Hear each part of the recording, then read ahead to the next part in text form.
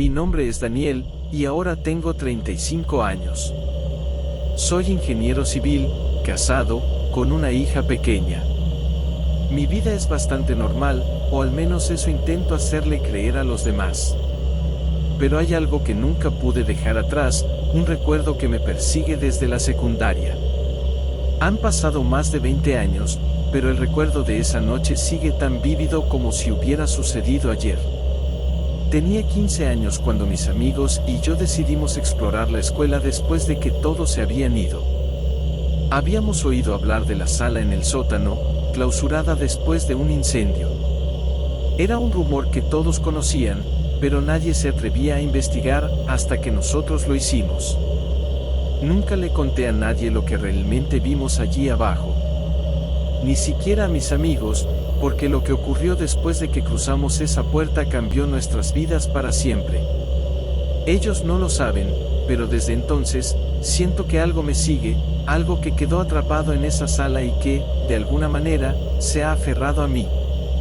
No soy un hombre supersticioso, pero hay noches en las que despierto con el corazón acelerado, como si alguien estuviera de pie junto a mi cama, observándome, esperando. Y sé que algún día tendré que volver a esa escuela, a esa sala, para enfrentar lo que dejamos allí. Años después de ese fatídico evento, la vida siguió su curso, pero siempre con una sombra detrás de mí.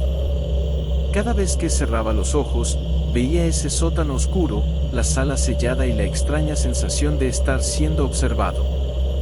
Mis amigos y yo nos distanciamos después de la secundaria, como si la experiencia nos hubiera marcado de tal manera que no podíamos seguir juntos. Hace un par de semanas, recibí una invitación para una reunión de antiguos alumnos. No tenía intención de asistir, pero entonces vi un nombre en la lista de invitados que me heló la sangre: Jorge, uno de los amigos que estuvo conmigo esa noche. Jorge desapareció sin dejar rastro poco después de la graduación. Nadie supo nunca qué le pasó. Pensando que era un error, llamé al comité organizador, pero me aseguraron que Jorge había confirmado su asistencia. Sabía que no podía ignorarlo. El día de la reunión, me armé de valor y fui a la escuela. El edificio había cambiado mucho, pero el sótano seguía igual. Mis pasos resonaban en el vacío mientras descendía, recordando cada detalle de esa noche. Al llegar a la puerta de la sala prohibida, la encontré entreabierta. Mi corazón latía con fuerza, pero sabía que tenía que entrar. Dentro de la sala, todo estaba tal como lo habíamos dejado. El polvo cubría los viejos pupitres y los libros carbonizados, pero la sensación de presencia era abrumadora. Al fondo, vi una figura borrosa, de espaldas a mí. Era Jorge, o al menos eso parecía. Cuando lo llamé, se giró lentamente, mostrando un rostro envejecido y desencajado, como si hubiera pasado décadas en ese lugar.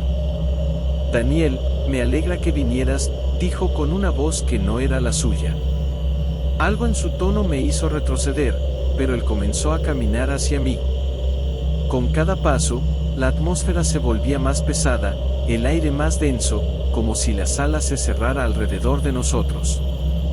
Sentí un frío que me calaba hasta los huesos y, entonces, lo entendí, ese no era Jorge. Era algo que había tomado su forma, algo que había estado esperando todos estos años. Intenté correr, pero la puerta se cerró con un golpe seco.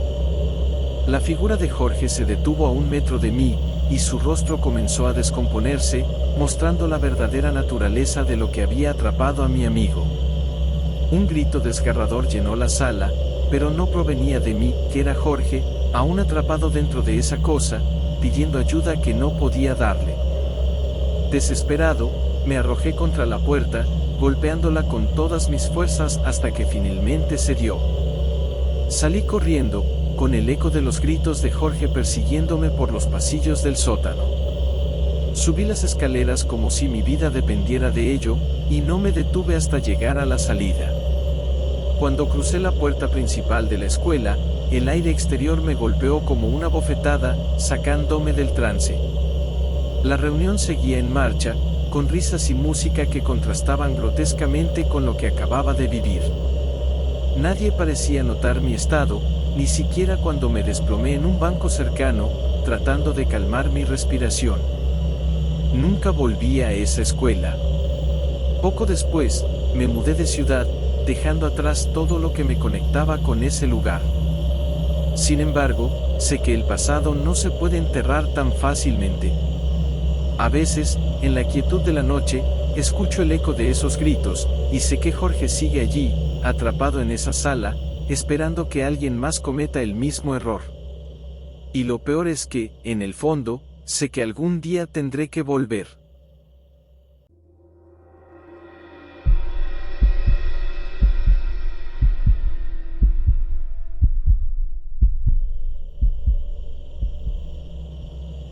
Me llamo Andrés y tengo 28 años. Soy enfermero en una clínica privada, y aunque me encanta mi trabajo, hay algo que me persigue desde mi adolescencia. No muchos saben de mi temor a las enfermerías cuando cae la noche, pero no es un miedo irracional, proviene de algo que experimenté en la escuela. Tenía 16 años cuando me quedé solo en la enfermería de la escuela por primera vez. Había estado sintiéndome mal todo el día, así que me mandaron a descansar allí. La enfermera me dio algo para la fiebre y me pidió que me recostara mientras terminaba su turno. Todo parecía normal hasta que desperté y me di cuenta de que ya era de noche. La escuela estaba en un silencio sepulcral, y la enfermera no estaba por ninguna parte. Al intentar salir, descubrí que la puerta estaba cerrada con llave. Fue entonces cuando escuché unos pasos suaves en el pasillo, acercándose lentamente. A través de la ventanilla, vi una figura vestida de blanco, una mujer que tarareaba una melodía antigua. No era la enfermera que me atendió antes, su rostro, difuminado por la penumbra, era extraño y pálido. Esa noche sentí un frío que me caló hasta los huesos, algo que nunca me ha dejado. A veces, en esas largas noches de guardia en la clínica, escucho el mismo tarareo, y el terror regresa, como si esa enfermera todavía me estuviera buscando. Con el tiempo, intenté olvidar lo que ocurrió aquella noche en la enfermería de la escuela. Me convencí a mí mismo de que fue una alucinación provocada por la fiebre o por el agotamiento. Sin embargo, ese temor irracional a las enfermerías vacías nunca desapareció, incluso cuando me convertí en enfermero. Años después, me encontré trabajando en el turno nocturno de una clínica privada. La mayoría de las noches eran tranquilas, pero en ocasiones, cuando el pasillo estaba vacío y la clínica en silencio, sentía un escalofrío familiar recorriéndome la espalda. Una noche, mientras hacía mi ronda habitual, las luces comenzaron a parpadear, y el sistema de intercomunicación emitió un ruido estático que hizo que me detuviera en seco. Entonces, escuché un tarareo. Era la misma melodía que escuché cuando tenía 16 años. Mi corazón se aceleró y, aunque quise convencerme de que era solo mi imaginación, algo dentro de mí sabía que no era así. Seguí el sonido hasta una sala vacía al final del pasillo. La puerta estaba entreabierta, y desde dentro, el tarareo continuaba, cada vez más fuerte. Entré, y allí estaba ella, la misma figura pálida de años atrás, vestida de blanco, con su rostro parcialmente oculto por la oscuridad. Sentí el mismo frío aterrador que aquella vez, pero ahora era más real, más tangible. La figura se giró lentamente hacia mí, y por primera vez, pude ver su rostro claramente, una mujer mayor, con ojos vacíos y una expresión de profunda tristeza. Su boca se movía al compás del tarareo, pero no emitía sonido alguno. De repente, dejó de tararear y fijó su mirada en mí. Sentí una presión en el pecho, como si algo invisible me estuviera oprimiendo, impidiéndome respirar. Intenté retroceder, pero mis pies no respondían. La mujer comenzó a acercarse, y con cada paso, el frío se intensificaba. Sentí que el aire se escapaba de mis pulmones, y el miedo me paralizó. Justo cuando estaba a punto de perder el conocimiento, una voz interna me instó a correr. Hice un esfuerzo desesperado por moverme y logré liberarme de la parálisis. Salí corriendo de la sala, atravesando el pasillo hasta llegar a la estación de enfermería. Las luces volvieron a la normalidad, y el tarareo cesó abruptamente. Miré a mi alrededor, pero no había nadie. Mi respiración era agitada, y mi corazón latía con fuerza. Sabía que lo que acababa de experimentar no era un sueño ni una alucinación. Desde esa noche, el tarareo ha dejado de perseguirme, pero la experiencia dejó una marca imborrable en mi mente. Me di cuenta de que la mujer no era solo una aparición, que era un espíritu atrapado en su propio tormento, buscando quizás algo o alguien que la liberara. Aunque nunca volví a verla, siempre temo que, en cualquier momento, pueda regresar. Dejé mi trabajo en la clínica poco después y me mudé a otra ciudad, buscando alejarme de todo lo que me recordara esa noche. Sin embargo, en las noches más tranquilas, cuando el silencio es abrumador, aún me parece escuchar ese tarareo, como un eco lejano, recordándome que hay cosas en este mundo que nunca podremos comprender del todo. Pero si alguna vez vuelvo a escuchar esa melodía claramente, sé que no tendré otra opción, tendré que enfrentar lo que dejé atrás y descubrir la verdad sobre la enfermera de la noche.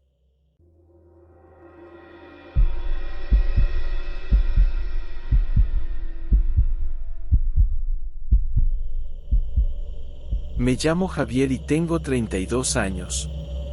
Soy arquitecto y llevo una vida bastante estable. Tengo una familia, una casa, y un trabajo que me apasiona, pero hay algo que nunca he logrado dejar atrás. Un oscuro recuerdo de mi adolescencia, algo que ocurrió en mi antigua escuela, en un lugar que todos conocían pero que pocos se atrevían a mencionar, el jardín abandonado. Era un adolescente típico, lleno de curiosidad y dispuesto a cualquier cosa por impresionar a mis amigos. Había una leyenda en la escuela sobre un jardín que estaba cerrado y olvidado, supuestamente maldito. Nadie en mi grupo de amigos creía en esas historias, pero el desafío de explorar el jardín nos resultó irresistible. Una noche, convencí a mis amigos de escabullirnos allí. Saltamos la vieja reja oxidada y, armados con linternas, nos adentramos en ese lugar. Lo que encontramos fue inquietante, una estatua antigua en el centro del jardín, cubierta de musgo y enredaderas. A primera vista parecía inofensiva, pero había algo en su rostro, una expresión que ninguno de nosotros pudo describir con claridad. Al día siguiente, las cosas empezaron a cambiar. Comenzamos a tener pesadillas, todos soñábamos con la misma estatua. Aparecían marcas inexplicables en nuestras manos, y todos sentimos la misma presencia, como si alguien, o algo, nos estuviera observando constantemente. Con el tiempo, algunos de mis amigos se mudaron, otros simplemente dejaron de hablar del tema. Yo intenté olvidarlo, convencerme de que era solo nuestra imaginación, pero la verdad es que nunca he podido escapar de esa noche. Incluso ahora, años después, siento la mirada de esa estatua en mis sueños, y sé que lo que despertamos en ese jardín no está dispuesto a dejarnos ir tan fácilmente. A medida que crecí, traté de enterrar los recuerdos de lo que sucedió en el jardín abandonado. Me concentré en mis estudios, en mi carrera como arquitecto, y en construir una vida normal. Pero el jardín, y esa maldita estatua, siempre se mantuvieron en el fondo de mi mente. Cada vez que trabajaba en un nuevo proyecto, particularmente cuando diseñaba espacios al aire libre, la imagen de esa figura inquietante se colaba en mis pensamientos, distorsionando mi visión creativa. Hace unos meses, recibí una invitación para una reunión de exalumnos de mi antigua escuela. Me resistí a la idea al principio, pero la curiosidad y la necesidad de enfrentar mis miedos finalmente me convencieron. La escuela había cambiado mucho, modernizada y casi irreconocible, pero algo en el aire me recordó inmediatamente a esa noche. Esa noche, después de un par de tragos y de compartir viejas anécdotas con mis antiguos compañeros, la conversación derivó inevitablemente hacia el jardín. Para mi sorpresa, algunos de ellos también seguían atormentados por lo que experimentamos.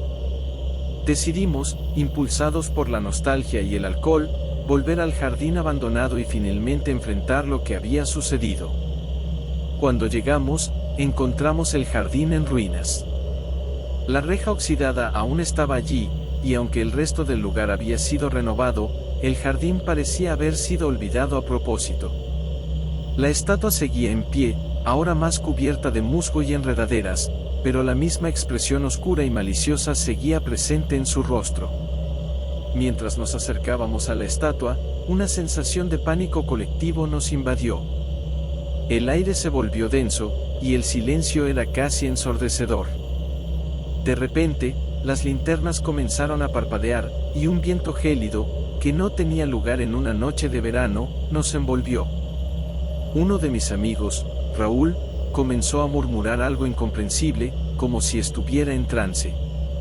Intentamos sacudirlo, pero sus ojos estaban fijos en la estatua, vidriosos y ausentes. De pronto, sin previo aviso, cayó al suelo convulsionando, y sus palabras se hicieron más claras. Repetía una y otra vez: ella nos vio, y nunca nos dejó ir. El suelo bajo nuestros pies comenzó a temblar, y en un instante de terror puro, vi que la estatua movía ligeramente su cabeza, como si nos estuviera observando. La estatua, ahora viva, nos había estado esperando todos estos años, y parecía que finalmente estaba lista para reclamar lo que le pertenecía. Corrimos. No había tiempo para pensar, solo para escapar. No me detuve hasta llegar al coche, y cuando finalmente miré hacia atrás, vi que solo quedábamos 3. Raúl no estaba entre nosotros, y lo último que vi antes de huir fue su cuerpo inmóvil al pie de la estatua. Después de esa noche, ninguno de nosotros volvió a hablar de lo sucedido. Intentamos seguir con nuestras vidas, pero la culpa y el miedo nos perseguían. Me mudé lejos, cambié de trabajo, y me alejé de todo lo que me recordara esa escuela. Sin embargo, sé que no he terminado con esto. La estatua aún aparece en mis sueños, cada vez más clara, más cercana. Y en el fondo, sé que algún día tendré que volver y enfrentar lo que dejamos atrás, porque lo que despertamos en ese jardín sigue ahí, esperándonos pacientemente. Hasta entonces, trato de vivir con el conocimiento de que hay cosas en este mundo que deberían permanecer olvidadas. Pero a veces, el pasado no nos deja elección. Y cuando ese día llegue, sé que será el final, de una manera u otra.